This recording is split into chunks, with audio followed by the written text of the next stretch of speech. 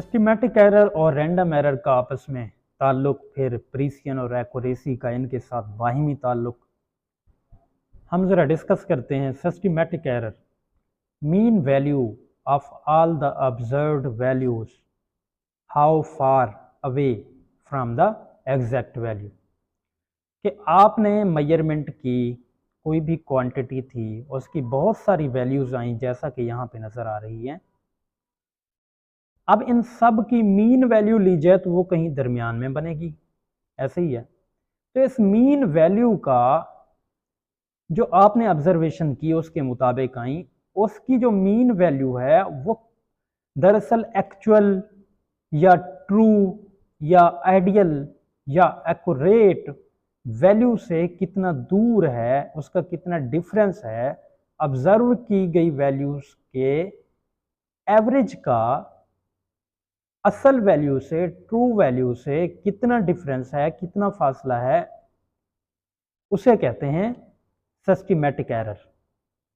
अगर यहाँ पे हमने वैल्यूज़ की ऑब्जर्वेशन की, उसकी मीन वैल्यू ये दरमियान में आएगी और ट्रू वैल्यू से इसका डिस्टेंस या इसका फ़र्क कम है।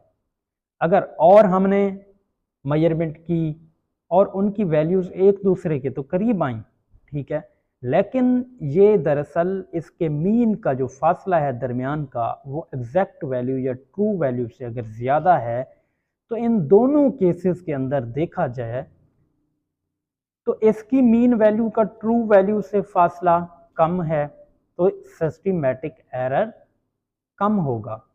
इसी तरह से यहाँ भी बहुत सारी वैल्यूज़ आई, लेकिन इनकी मीन वैल्यू का जो फ़र्क है असल वैल्यू से, ट्रू वैल्यू से, आइडियल वैल्यू से, एग्जैक्ट से या एक्यूरेट वैल्यू से, जो इसका डिफरेंस है ऑब्जर्व की गई वैल्यूज़ के मीन का, वो ज़्यादा है, तो मतलब है कि सिस्टमैटिक एरर ज़्यादा होगा, हाई होगा।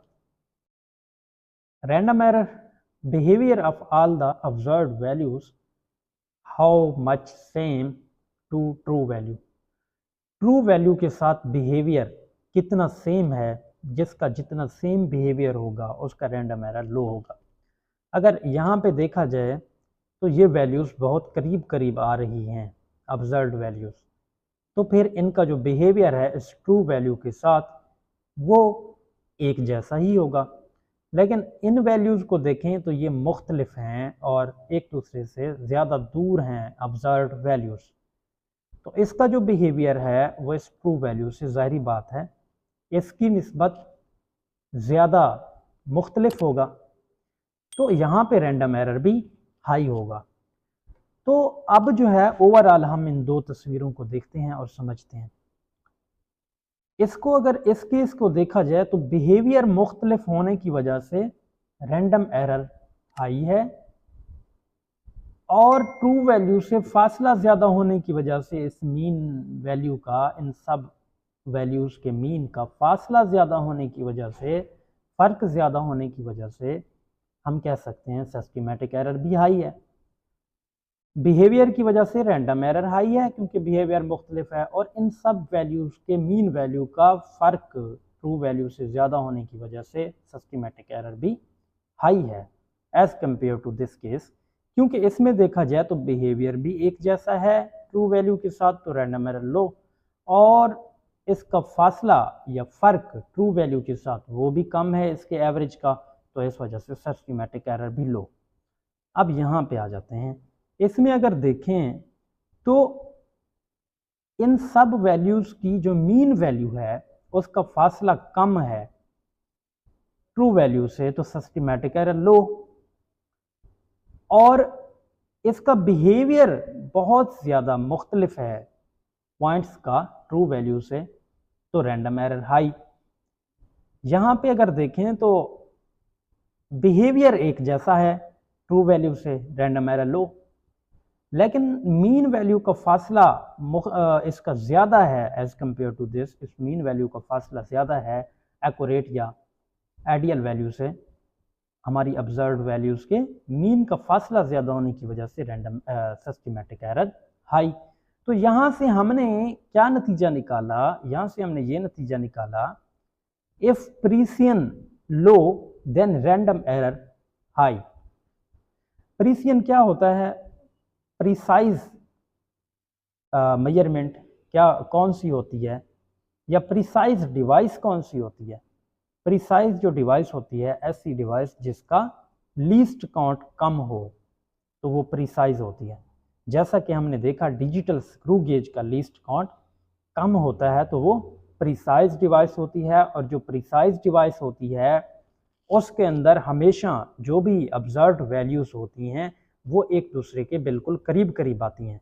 देखें, अगर प्रिसाइज डिवाइस होगी तो इस तरह की वैल्यूज आएंगी, इस तरह की वैल्यूज आएंगी, मीन कि प्रीसियन अगर उसका ज़्यादा होगा, किसी भी कोई भी डिवाइस है उसका प्रीसियन ज़्यादा है, उसका लीस्ट काउंट कम है, तो फिर उससे जो ऑब्जर्व करेंगे आप वैल्यूज़, वो वैल्यूज़ एक दूसरे के बहुत करीब करीब आएंगी, बहुत करीब करीब आएंगी।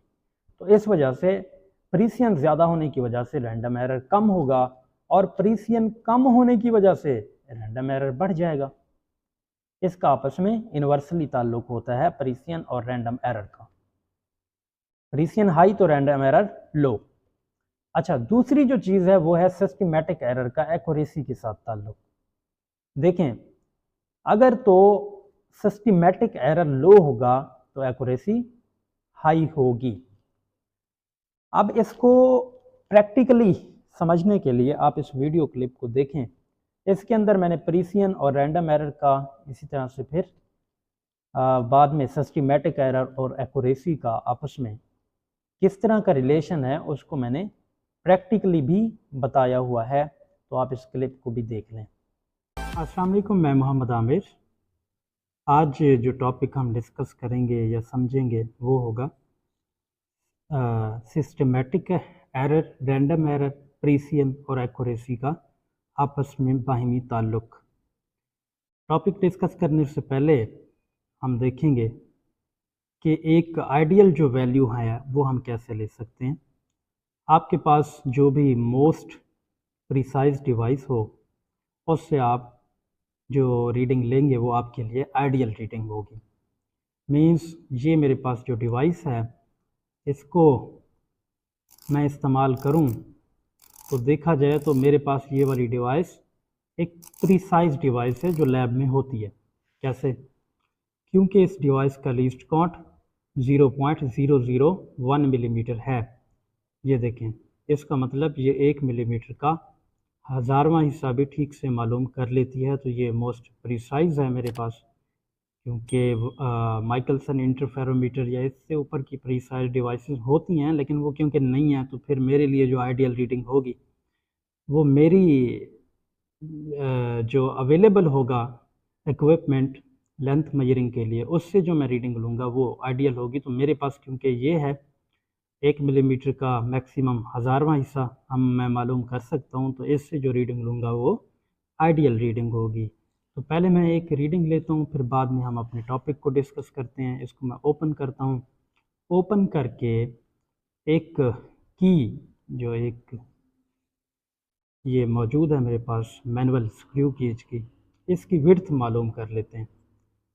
यहाँ पे इसे मैं रख के इसकी मैं विड्थ मालूम करता हूँ। तो ये देखें इसकी विड्थ कितनी आई, इसकी विड्थ आई 1.506 मिलीमीटर। ठीक है, तो ये जो वैल्यू है 1.506 मिलीमीटर ये आपकी आइडियल वैल्यू है, इसको आप लिख लें।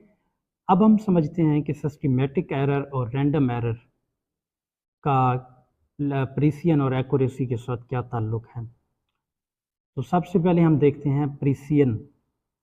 देखें, ये जो डिवाइस है मैंने आपको पहले भी बताया, ये प्रिसाइज डिवाइस है मेरे पास। इसका मतलब ये है कि इस प्रिसाइज डिवाइस से अगर मैं नंबर ऑफ़ ऑब्जर्वेशंस को रिकॉर्ड करूँगा तो कोई ज़्यादा तब्दीली नहीं आएगी। जो जवाब है वो 1.506 के करीब करीब ही आएगा। देखिएगा इसको ज़रा। अब मैं इसे दोबारा ओपन करता हूँ, फिर से जैसे ही मैं इसे क्लोज़ करता हूँ तो ये देखें 1.511 आ गया। एक दफ़ा मैं इसे फिर से ओपन करता हूँ, फिर जब दोबारा मैं इसी की लेंथ मालूम करने के लिए ये करूँगा तो ये देखें 1.508 आ गया।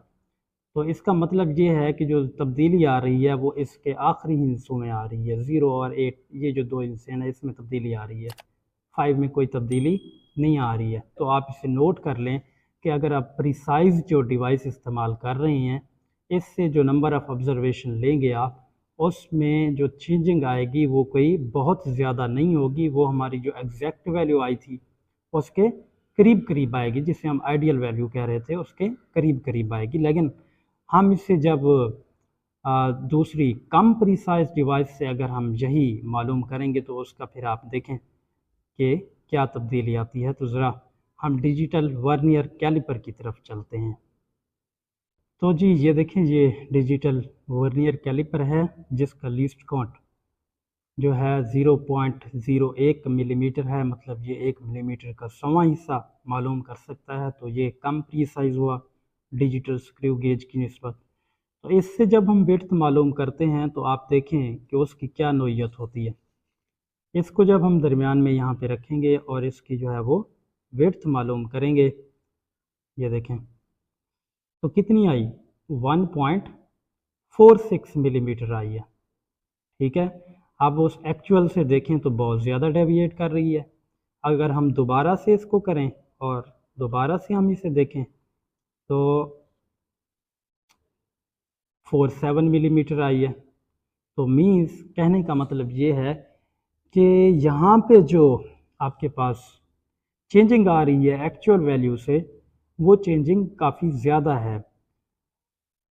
तो आपने इससे क्या नतीजा निकाला कि अगर आप प्रिसाइज डिवाइस इस्तेमाल करेंगे तो बार बार नंबर ऑफ़ ऑब्जर्वेशन लेने पे रैंडम एरर कम आएगा। अगर आप कम प्रिसाइज डिवाइस इस्तेमाल करेंगे, जैसा कि ये हमारे पास मौजूद है, ये कम प्रिसाइज डिवाइस है, तो फिर रैंडम एरर की रेंज बढ़ जाएगी। फिर एक्चुअल वैल्यू के साथ जो है ना वो रैंडम एरर की रेंज बढ़ जाएगी, वो ज़्यादा डेविएट करेगा। अगर हम तीसरी दफ़ा फिर से इसकी वैल्यू जो है वो मेजर करें तो ये देखें 1.45 मिलीमीटर आ गया। तो कितनी चेंजिंग आ गई है, 1.45, 46, ठीक है जी, 47, 48 तक की तब्दीली आ रही है। तो आपने इससे क्या नतीजा निकाला, प्रिसाइज डिवाइसेस इस्तेमाल करेंगे तो रैंडम एरर की जो रेंज होगी वो कम होगी, रैंडम एरर कम होगा। लेकिन अगर आप कम प्रिसाइज डिवाइस इस्तेमाल करेंगे तो रैंडम एरर बढ़ जाएगा। ओके, अच्छा जी, अब हम मालूम करते हैं कि सिस्टमेटिक एरर और एक्यूरेसी का आपस में क्या ताल्लुक है। तो सबसे पहले इसका जो है वो मालूम करते हैं इसकी विड्थ।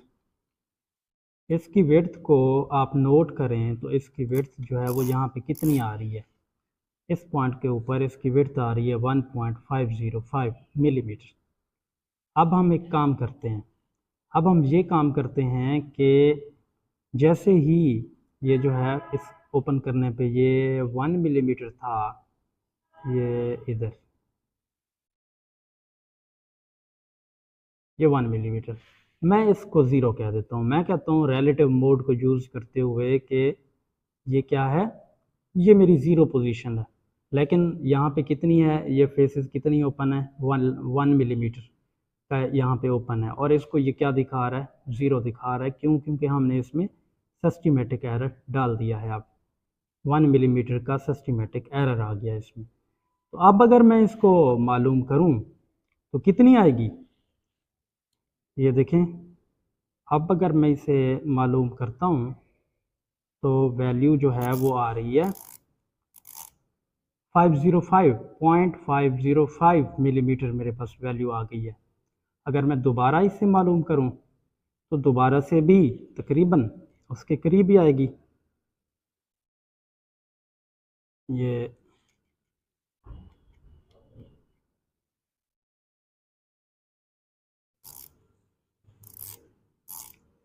देखें 0.498, लेकिन इसमें 1 मिलीमीटर वो नहीं दिखा रहा है।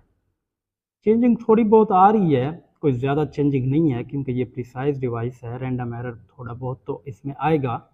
लेकिन वो जो 1 मिलीमीटर था वो सीधा सीधा इसके अंदर नहीं दिखा रहा। क्यों, क्योंकि डिवाइस के अंदर सिस्टमेटिक एरर है। असल जो वैल्यू यहाँ पे होनी चाहिए थी वो तो फिर 1.498 मिलीमीटर होनी चाहिए थी।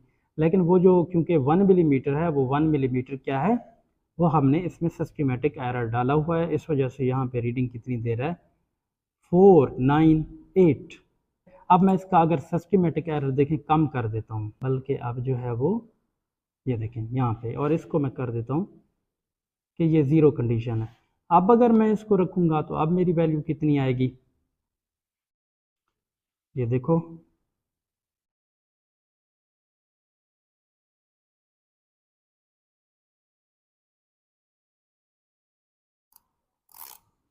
हाँ जी, अब वैल्यू कितनी आ गई, 0.979 मिलीमीटर के अंदर। तो कहने का मतलब ये है कि अब सिस्टमेटिक एरर, पहले जो है वो 1 मिलीमीटर था, अब जो सिस्टमेटिक एरर है वो तो 0.5 मिलीमीटर है। तो इसका मतलब ये हुआ सिस्टमेटिक एरर जैसे ही कम आया तो ये वाली वैल्यू जो है वो अपनी एग्जैक्ट वैल्यू को मैच करने लग गई है, या उसकी तरफ जाने लग गई है। ठीक है, तो आपको ये समझ आ गई होगी कि सिस्टमेटिक का ताल्लुक एक्यूरेसी के साथ है, और इसी तरह प्रिसिशन का ताल्लुक जो है वो रैंडम एरर के साथ है। और ये भी आपको पता चल गया होगा, प्रिसिशन ज़्यादा होने की वजह से रैंडम एरर कम होता है, और एक्यूरेसी जो है वो किसकी उससे बढ़ती है, अगर सिस्टमेटिक एरर कम होगा तो वैल्यू ज़्यादा एक्यूरेट होगी, अपनी जो एक्चुअल वैल्यू है उसके करीब होगी, लेकिन अगर सिस्टमेटिक एरर ज़्यादा होगा तो फिर वैल्यू जो है वो अपनी एक्चुअल वैल्यू से दूर होगी।